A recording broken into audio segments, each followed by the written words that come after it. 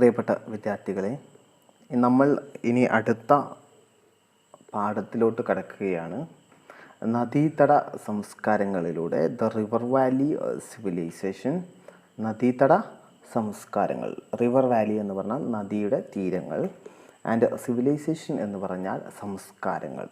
അപ്പോൾ നദിയുടെ തീരങ്ങളിൽ വളർന്നു വന്നിട്ടുള്ള സംസ്കാരങ്ങളെക്കുറിച്ചാണ് ഈ ഒരു ചാപ്റ്ററിൽ നമ്മൾ ചർച്ച ചെയ്യാൻ പോകുന്നത്. The river valley civilization. Okay, അപ്പോൾ കഴിഞ്ഞ ചാപ്റ്ററിൽ നമ്മൾ എന്തിനെക്കുറിച്ചാണ് പഠിച്ചത്? Yes, the beginning and development of early human life. ആദ്യകാല പ്രാചീന മനുഷ്യരുടെ തുടക്കവും അവരുടെ ഓരോ കാലഘട്ടങ്ങളായിട്ടുള്ള ഡെവലപ്മെൻറ്റിനെ കുറിച്ചൊക്കെ നമ്മൾ പഠിച്ചു. ഓരോ കാലഘട്ടങ്ങളിലുണ്ടായിട്ടുള്ള അവരുടെ ഉപകരണങ്ങളും അതുപോലെ വിവിധ കാലഘട്ടങ്ങളിൽ അവരുടെ സവിശേഷതകളും ഒക്കെ നമ്മൾ പഠിച്ചതാണ്. ശിലായുഗങ്ങളെക്കുറിച്ച് പഠിച്ചു. ഗുഹാചിത്രങ്ങളുടെ പ്രത്യേകതകൾ നമ്മൾ ചർച്ച ചെയ്തു. വിവിധ ശിലായുഗങ്ങളെ നമ്മൾ എന്ത് ചെയ്യാൻ തുടങ്ങി? താരതമ്യം ചെയ്യാൻ തുടങ്ങി. അതുപോലെ ഓരോ കാലഘട്ടങ്ങളായിട്ടുണ്ടായിട്ടുള്ള മനുഷ്യ പുരോഗതി നമ്മൾ കഴിഞ്ഞ ചാപ്റ്ററിൽ നമ്മൾ പറഞ്ഞിട്ടുണ്ട് അല്ലേ? സ്റ്റോൺ ഏജിലാണെങ്കിൽ പാലിയോളത്തിക് ഏജ് കഴിഞ്ഞതിന് ശേഷം പിന്നെ മെസോളത്തിക് ഏജ് എത്തുമ്പോൾ മനുഷ്യർ വീണ്ടും കുറച്ച് പുരോഗതി കൈവരിക്കുന്നു. മെസോളത്തിക് ഏജിൽ നിന്ന് നിയോളത്തിക് ഏജിലെത്തുമ്പോൾ മനുഷ്യർ വീണ്ടും കുറച്ചും കൂടി പുരോഗതി വഹിക്കുന്നു. നിയോളത്തിക് ഏജിൽ നിന്ന് ചാൽക്കോളത്തിക് ഏജിലെത്തുമ്പോൾ മനുഷ്യർ വളരെയധികം പുരോഗതിയിലോട്ട് മാറുന്ന ഒരു കാലഘട്ടം. ചാൽക്കോളത്തിക് ഏജിൻ്റെ ഒരവസാനമൊക്കെ ആയപ്പോഴത്തേക്കും അവരെന്തുപയോഗിക്കാൻ തുടങ്ങി? കോപ്പർ പോലെയുള്ള മെറ്റൽ ടൂൾസ് ഉപയോഗിക്കാൻ തുടങ്ങിയ ഒരു കാലഘട്ടമൊക്കെ നമ്മൾ ചർച്ച ചെയ്തതാണ്. അപ്പോൾ മനുഷ്യ ചരിത്രത്തിൻ്റെ വിവിധ കാലഘട്ടങ്ങളായിട്ടുള്ള പുരോഗതിയെക്കുറിച്ച് നമ്മൾ കഴിഞ്ഞ ക്ലാസ്സിൽ ചർച്ച ചെയ്തു. ഇനി ദ റിവർ വാലി സിവിലൈസേഷനെ കുറിച്ചാണ്, നദീതട സംസ്കാരങ്ങളിലൂടെ എന്ന് പറയുന്ന ഒരു ചാപ്റ്ററിലൂടെയാണ് നമ്മൾ കടന്നു പോകുന്നത്. അപ്പോൾ നമുക്ക് നോക്കാം. In the last chapter we have studied about the beginning and development of early human life in stone age. നമുക്കറിയാം, സ്റ്റോൺ ഏജിൽ ശിലായുഗത്തിലുള്ള മനുഷ്യ പുരോഗതിയുടെയും മനുഷ്യ ആവിർഭാവത്തിൻ്റെയും അത് തുടക്കത്തിൻ്റെയും ഒക്കെ കാര്യങ്ങൾ നമ്മൾ ചർച്ച ചെയ്തതാണ്. In the last phase of stone age, ശിലായുഗത്തിൻ്റെ ഒരു അവസാനമൊക്കെ ആയപ്പോഴത്തേക്കും ദ കൾട്ടിവേഷൻ ഹാസ് സ്റ്റാർട്ടഡ്. എന്ത് തുടങ്ങി? കൾട്ടിവേഷൻ, കൃഷി ആരംഭിക്കാൻ തുടങ്ങി അല്ലേ? നമ്മൾ പറഞ്ഞതാണ്, കൃഷി ആരംഭിക്കാൻ തുടങ്ങി. In river valleys and they settle down there. അപ്പോൾ സ്റ്റോൺ ഏജിൻ്റെ അവസാന കാലഘട്ടമൊക്കെ ആയപ്പോഴത്തേക്കും, സ്റ്റോൺ ഏജിൻ്റെ ഏറ്റവും അവസാന കാലഘട്ടം എന്ന് പറയുന്നത് ഏത് കാലഘട്ടമാണ്? ചാൽക്കോളത്തിക് ഏജിനോടൊക്കെ തുടങ്ങുന്ന ആ കാലഘട്ടം. ആ കാലഘട്ടമായപ്പോഴത്തേക്കും ആളുകൾ എന്ത് തുടങ്ങി? കൃഷി കൂടുതലായിട്ട് അവർ കൃഷി ചെയ്യുവാൻ തുടങ്ങി. നമുക്കറിയാം, ആളുകൾ ഏത് ഭാഗത്തായിരുന്നു കൃഷി ചെയ്തിരുന്നത്? ഇൻ ദി റിവർ സൈഡ് അല്ലേ? നദീ തീരങ്ങളുടെ അടുത്തായിരുന്നു. കാരണം എന്താ പറയുക, കൃഷിക്ക് ആവശ്യമായിട്ടുള്ള വെള്ളം, ജലം എന്തിനു വേണം? ഈ കൃഷിക്ക് ആവശ്യമായിട്ടുള്ള ജലം വേണം. അപ്പോൾ ആളുകൾ കൂടുതലും എന്തിൻ്റെ അരികിലാണ് കൃഷി ചെയ്തിരുന്നത്? നദീതീരത്താണ് കൃഷി ചെയ്തിരുന്നത്. അപ്പം അതിൻ്റെ മൂലം കൃഷി വളരെയധികം ഡെവലപ്മെൻ്റ് ആവുകയും അവർ ആ നദീതീരത്ത്, റിവർ വാലീസ്, നദീതീരത്ത് ആളുകൾ എന്ത് ചെയ്യുവാൻ തുടങ്ങി? They are settle down there. അവരവിടെ താമസിക്കുവാനും തുടങ്ങി. അങ്ങനെ and they are developed a civilization. അങ്ങനെ ആ തീരത്ത് ഉണ്ടാക്കിയ സംസ്കാരങ്ങളാണ് എന്ത്? അവിടെ ആ നദീതീരത്ത് ആളുകൾ കൂട്ടമായിട്ട് താമസിക്കുകയും അതിൻ്റെ ഭാഗമായിട്ട് അവിടെ വളർന്നു വന്നിട്ടുള്ള സംസ്കാരത്തെയാണ് എന്ത് വിളിക്കുന്നത്? ദ റിവർ വാലി സിവിലൈസേഷൻ, നദീതട സംസ്കാരങ്ങൾ എന്ന് വിളിക്കുന്നത്. അപ്പം നമ്മൾ ടോട്ടലായിട്ട് പറയുകയാണെങ്കിൽ, ആദ്യകാലത്ത് ആളുകൾ എന്ത് ആരംഭിച്ചു? കൃഷി ആരംഭിച്ചു. അപ്പോൾ കൃഷിക്ക് അനുയോജ്യമായിട്ടുള്ള വെള്ളം, ജലത്തിനാവശ്യമായിട്ട് അവർ എവിടെയാണ് കൃഷി അധികവും ചെയ്തിരുന്നത്? നദീതീരങ്ങളിലാണ് കൃഷി ചെയ്തിരുന്നത്. അപ്പോൾ ഈ നദീതീരങ്ങളിൽ അവർ കൃഷി ചെയ്തുകൊണ്ടിരിക്കുമ്പോൾ അവരെന്ത് ചെയ്യാൻ തുടങ്ങി? അവിടെ തന്നെ താമസിക്കുവാൻ തുടങ്ങി. They are settle down there. അവിടെ തന്നെ കൂട്ടമായിട്ട് താമസിക്കുവാൻ തുടങ്ങി. അതിൻ്റെ തീരങ്ങളിൽ, നദീതീരങ്ങളിൽ കൃഷി ചെയ്യുവാൻ തുടങ്ങി. അങ്ങനെ കൂട്ടമായി നദീതീരങ്ങളിൽ സെറ്റിൽ ഡൗൺ ചെയ്തിട്ടുള്ള ആളുകൾ അവിടെ ഒരു സംസ്കാരം തന്നെ വളർന്നു വരുവാൻ തുടങ്ങി. കൂട്ടമായിട്ട് ജീവിക്കുമ്പോൾ അവരുടെ ആ ഒരു സംസ്കാരം വളർന്നു വരുവാൻ തുടങ്ങി. അങ്ങനെ വളർന്നു വന്ന സംസ്കാരത്തെ വിളിക്കുന്ന പേരാണെന്ത്? റിവർ വാലി സിവിലൈസേഷൻ, നദീതട സംസ്കാരങ്ങൾ എന്ന് വിളിക്കുന്നത്. ഓക്കെ,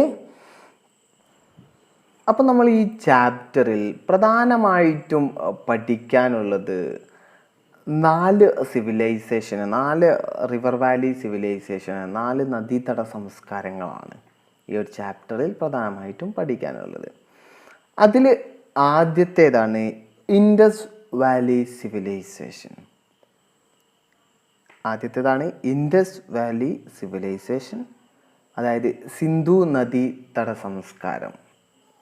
സിന്ധു നദിയുടെ തീരത്ത് വളർന്നു വന്നിട്ടുള്ള സംസ്കാരമാണ് Indus valley civilisation.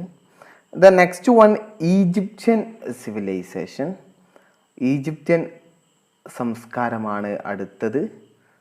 And the third one Mesopotamian civilisation.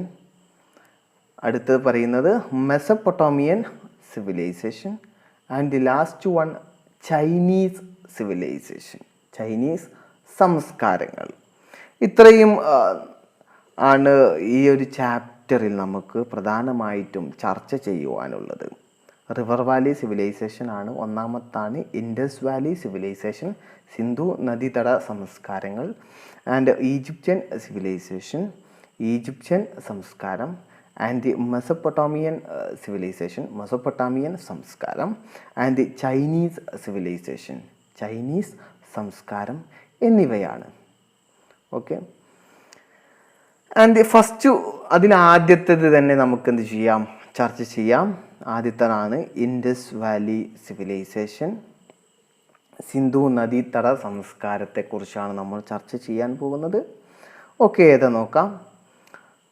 This civilization is developed on the banks of the river Indus and its tributaries. അപ്പം നോക്കാം, ദിസ് സിവിലൈസേഷൻ, ഈ ഒരു സംസ്കാരം, ഈസ് ഡെവലപ്ഡ്, വളർന്നു വന്നത് എങ്ങനെയാണ്? On the banks of the river.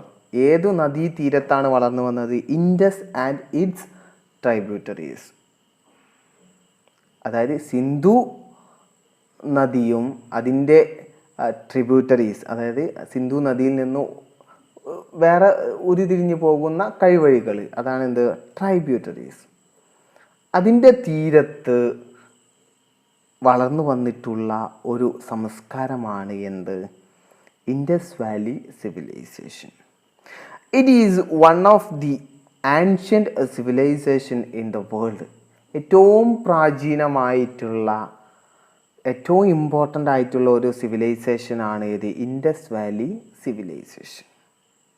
Okay, അപ്പോൾ ഏത് നദീതീരത്താണ് ഇൻഡസ് വാലി സിവിലൈസേഷൻ ഏത് നദീതീരത്താണ് ഉണ്ടായിട്ടുള്ളത്? Indus and its tributaries. നദി ഏതാണ്? സിന്ധു നദിയുടെ തീരത്തും അതിൻ്റെ ചെറിയ നദികളുടെ തീരത്തുമാണ്. ട്രിബ്യൂട്ടറീസ് എന്ന് പറഞ്ഞാൽ സിന്ധു നദിയിൽ നിന്ന് ഒഴുകിപ്പോകുന്ന മറ്റു ചെറിയ നദികളെ വിളിക്കുന്നതാണ് ട്രിബ്യൂട്ടറീസ്, അതായത് കൈവഴികൾ എന്നാണ് അതിനെ പറയുക. അപ്പോൾ ആ നദിയും സിന്ധു നദിയും അതിൽ നിന്ന് ഒഴുകിപ്പോകുന്ന ചെറിയ നദിയുടെ തീരത്തും വളർന്നു വന്നിട്ടുള്ള സംസ്കാരമാണ് ഇൻഡസ് വാലി സിവിലൈസേഷൻ. ഇത് വളരെ പ്രാചീനമായിട്ടുള്ള ഒരു സംസ്കാരമാണ്, ancient civilization in the world. ഇനി നമുക്ക് ചോദിക്കാനുള്ളത് അടുത്തൊരു ചോദ്യമാണ്, how we discovered the evidences of the Indus valley civilization. അപ്പോൾ എങ്ങനെയാണ് ഈ ഇൻഡസ് വാലി, സിന്ധു നദി തട സംസ്കാരത്തെക്കുറിച്ചുള്ള വിവരങ്ങൾ അല്ലെങ്കിൽ അറിവുകൾ എങ്ങനെയാണ് ലഭിച്ചത്? അതൊരു കഥയിലൂടെ, ചെറിയൊരു സ്റ്റോറിയിലൂടെയാണ് നമുക്ക് പരിചയപ്പെടുത്തി തരുന്നത് നമ്മുടെ ചാപ്റ്ററിൻ്റെ തുടക്കത്തിൽ തന്നെ ഒരു ചെറിയൊരു സ്റ്റോറിയിലൂടെയാണ് നമുക്ക് പരിചയപ്പെടുത്തി തരുന്നത്. It was the year 1856. ഏത് വർഷമാണ്? 1856. The British decided to lay a railway line from Multan to Lahore. അതായത് മുൾട്ടാനിൽ നിന്ന് ലാഹോറിലേക്ക് ഒരു റെയിൽപാത ഉണ്ടാക്കുവാൻ ആര് തീരുമാനിച്ചു? ദ ബ്രിട്ടീഷുകാർ തീരുമാനിച്ചു. Okay, the Brunton brothers were assigned the charge of its construction. അപ്പോൾ ബ്രിട്ടീഷുകാർ ഇങ്ങനെ മുൾട്ടാനിൽ നിന്ന് ലാഹോറിലോട്ട് ഒരു റെയിൽപാത നിർമ്മിക്കുവാൻ ബ്രിട്ടീഷുകാർ തീരുമാനിക്കുകയും ആ നിർമ്മാണത്തിന് വേണ്ട ചുമതല ആർക്ക് കൊടുത്തു? ബ്രണ്ടൻ ബ്രദേഴ്സ്, അതായത് ബ്രണ്ടൻ സഹോദരന്മാർക്ക് ചുമതല നൽകി. The line was to be laid through the Indus valley. അപ്പോൾ ഏത് നദീ തീരത്തിലൂടെയാണ് ഈ പാത നിർമ്മിക്കേണ്ടത്? ഇൻഡസ് വാലി, സിന്ധു നദീ തീരത്തിലൂടെയാണ് ഈ പാത നിർമ്മിക്കേണ്ടത്. So the brothers who were engineers toiled hard with the labours. എഞ്ചിനീയർമാരായിട്ടുള്ള ആ സഹോദരങ്ങൾ തൊഴിലാളികളും കഠിനാധ്വാനം ചെയ്തിട്ടും ആ റെയിൽ പാളം ഉറപ്പിക്കാൻ കഴിഞ്ഞിട്ടില്ല. They could not fix the railway track in the loose soil. അതായത് അവിടെയുള്ള മണ്ണിന് വളരെ ഉറപ്പ് കുറവായിട്ടുള്ള ലൂസ് സോയിലായിരുന്നു. അതുകൊണ്ട് ആ എൻജിനീയേഴ്സ്, ആ ബ്രദേഴ്സ് ആയിട്ടുള്ള എൻജിനീയേഴ്സും അതുപോലെ ആ ലേബേഴ്സും വളരെയധികം കഠിനാധ്വാനം ചെയ്തിട്ടും അവിടെ റെയിൽ പാളം ഉറപ്പിക്കാൻ കഴിഞ്ഞില്ല. So the construction came to be a standstill എന്ന് പറഞ്ഞാൽ വഴിമുട്ടി നിൽക്കുക. അതായത് റെയിൽപാത നിർമ്മാണം ചെയ്യാൻ തുടങ്ങി? തടസ്സപ്പെട്ടു നിന്നു. എന്തുകൊണ്ട്? അവർക്ക് ഉണ്ടാക്കാൻ കഴിഞ്ഞില്ല.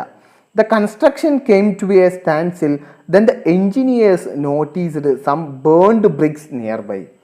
ആ സമയത്താണ് തൊട്ടടുത്ത് ഉള്ള ചുട്ട ഇഷ്ടികകൾ ശ്രദ്ധിക്കുന്നത്? എൻജിനീയർമാർ ശ്രദ്ധിക്കുന്നത്.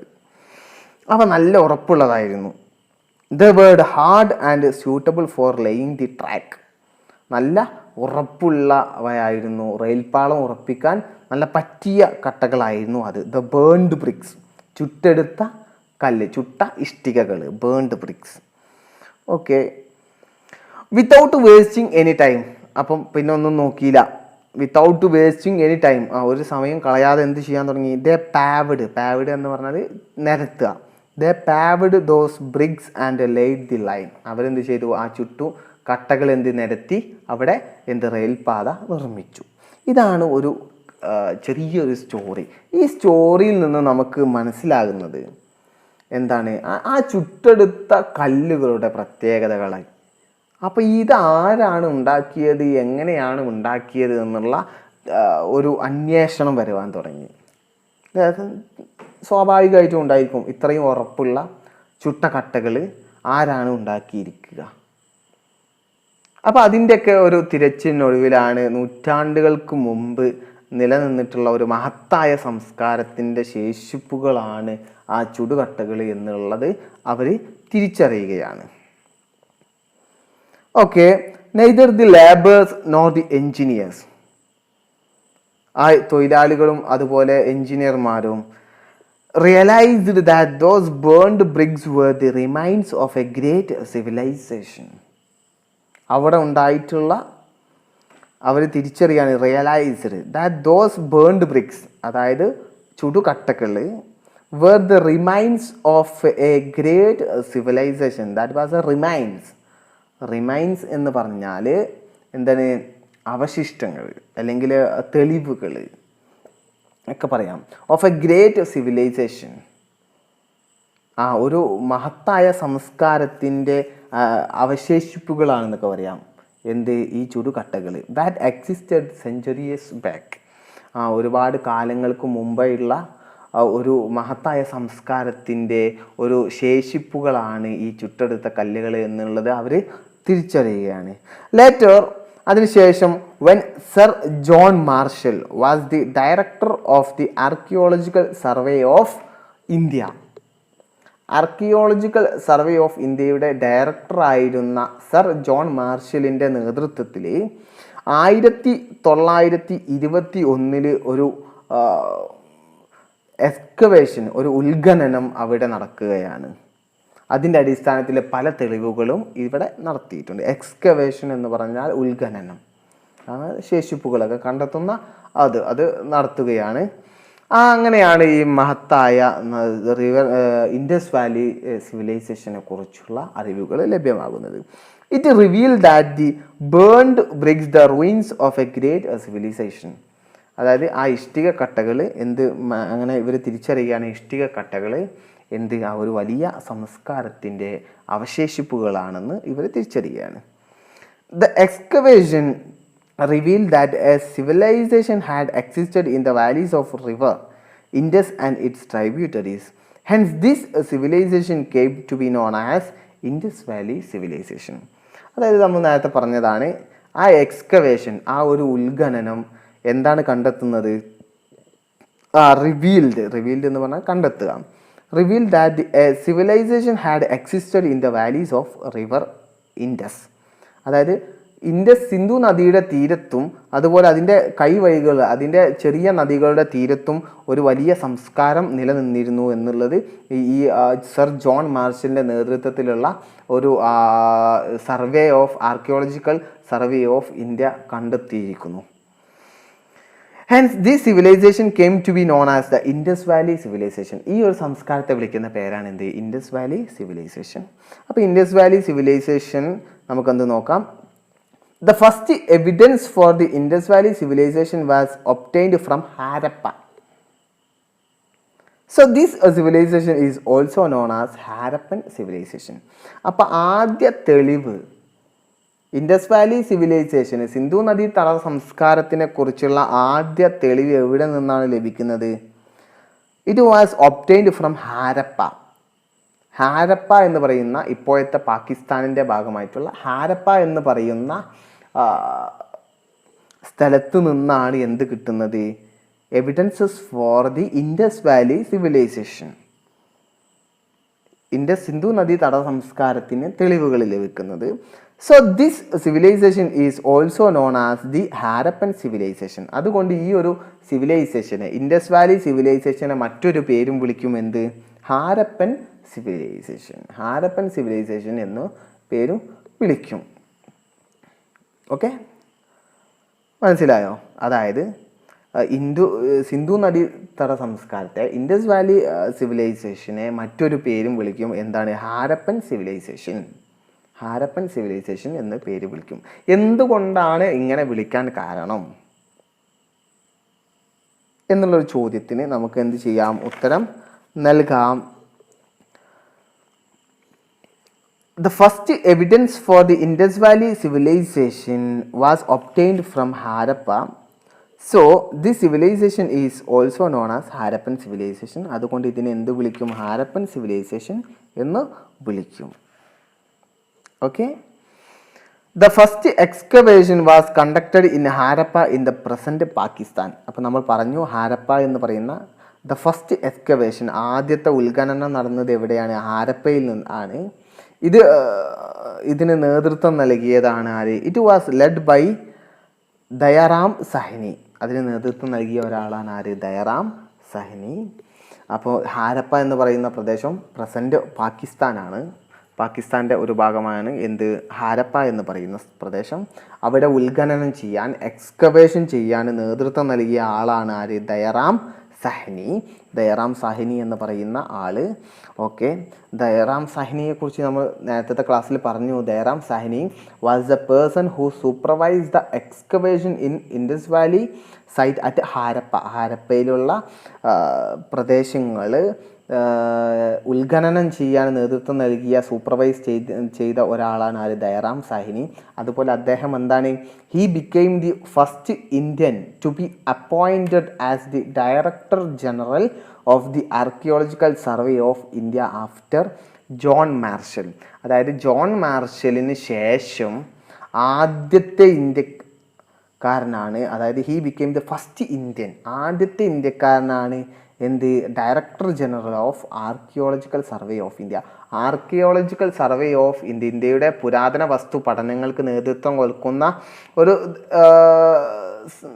ഇതാണ് എന്ത്, ആർക്കിയോളജിക്കൽ സർവേ ഓഫ് ഇന്ത്യ. അതിൻ്റെ ഡയറക്ടർ പോസ്റ്റ് ആദ്യം ലഭിക്കുന്ന ഒരു ഇന്ത്യക്കാരനാണ് ആര്, Dayaram സഹിനി.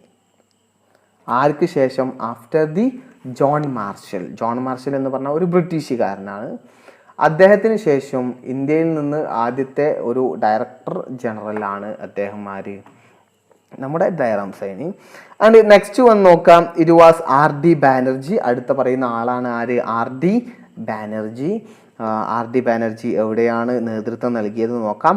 Who led the excavations in Mohenjodaro. Mohenjodaro എന്ന് പറയുന്ന പ്രദേശത്ത് ഉത്ഖനനം നടത്താൻ നേതൃത്വം നൽകിയ ആളാണ് ആര്, R D Banerjee. In the present Pakistan. മോഹൻജുദാരോയും എവിടെയാണ്, പ്രസൻറ്റ് പാകിസ്ഥാൻ, പാകിസ്ഥാൻ്റെ ഭാഗം തന്നെയാണ് എന്ത്, മോഹൻജുദാരോ. അപ്പോൾ ഈ ഇൻഡസ് വാലി സിവിലൈസേഷൻ്റെ പ്രധാനപ്പെട്ട 2 സിറ്റികളാണ്, പ്രധാനപ്പെട്ട 2 നഗരങ്ങളാണ് ഏതൊക്കെ. ഇറ്റ് വാസ് ഹാരപ്പ, ഒന്ന് ഹാരപ്പയാണ്. And the second one the Mohenjodaro. Mohenjodaro എന്ന് പറയുന്ന പ്രദേശമാണ്. അപ്പോൾ ഈ രണ്ടും എവിടെയാണ്, പാകിസ്ഥാനിലാണ്. അപ്പോൾ ഹാരപ്പയിൽ ഉത്ഖനനം നടത്താൻ, എക്സ്കവേഷൻ നടത്താൻ നേതൃത്വം നൽകിയ ആളാണ് ആര്, ദയറാം സാഹിനി. അതുപോലെ മോഹൻജുദാരോയിൽ നേതൃത്വം നൽകിയത്, എക്സ്കവേഷന് നേതൃത്വം നൽകിയത് ആരാണ്, ആർ ഡി ബാനർജി. അപ്പോൾ മറന്നുപോയത്, അങ്ങോട്ടും ഇങ്ങോട്ടും മറന്നുപോയത്. ഓക്കെ, ഇത്രയുമാണ് നമുക്ക് പറഞ്ഞിട്ടുള്ളത്. ഇനി നോക്കാം. The period of the civilization is generally placed between BCE 2700 and BCE 1700. അതായത് BCE എന്ന് പറഞ്ഞാൽ നമുക്കറിയാം ബിഫോർ കോമൺ ഇറ. 2700 മുതൽ BCE, ബിഫോർ കോമൺ ഇറ, 1700 വരെയുള്ള ഒരു കാലഘട്ടമാണ് ഈ ഒരു സംസ്കാരവുമായിട്ട് പൊതുവെ കണക്കാക്കുന്നത്. ഏത് കാലഘട്ടമാണ്, BCE 2700 ആൻഡ് BCE 1700 കാലഘട്ടങ്ങളിലാണ് ഇങ്ങനെ ഒരു സംസ്കാരം നിലനിന്നിരുന്നത് എന്ന് അറിയപ്പെടുന്നത്. ഇനി നോക്കാം. The Harappan civilization stretched across the region ranging from the western part of Pakistan to Alingapur in Uttar Pradesh and from Kashmir in the north to the Narmada Valley in the south. അതൊക്കെ Harappan civilisation, Harappan സംസ്കാരം എവിടെയാണ്, സ്ട്രെച്ച്ഡ് അക്രോസ് ദി, വ്യാപിച്ചിരിക്കുന്നു, across the region range from western part of Pakistan. പാകിസ്ഥാൻ്റെ western part എന്ന് പറഞ്ഞാൽ പടിഞ്ഞാറൻ തീരം മുതൽ പിന്നെന്താണ്, range from the western part of Pakistan to Alingapur വരെയുള്ള, അതായത് ഉത്തർപ്രദേശിലെ ആലിംഗപൂർ വരെയുള്ള പ്രദേശവും, and from Kashmir in the north, അതായത് വടക്ക് ജമ്മു കാശ്മീർ മുതൽ in the north to the Narmada valleys in the south,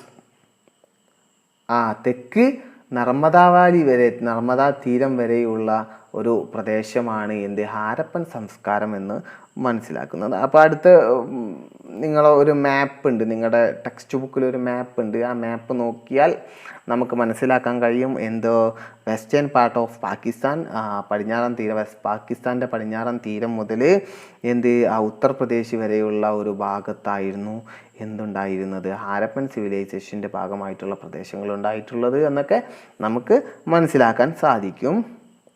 okay, അപ്പോൾ ഇത്രയുമാണ് ഈ ഒരു ചാപ്റ്ററിലെ ആദ്യത്തെ ഭാഗം ആയിട്ടുള്ള ഇൻഡസ് വാലി സിവിലൈസേഷൻ. നമുക്ക് അപ്പോൾ ടോട്ടലായിട്ട് പറഞ്ഞു.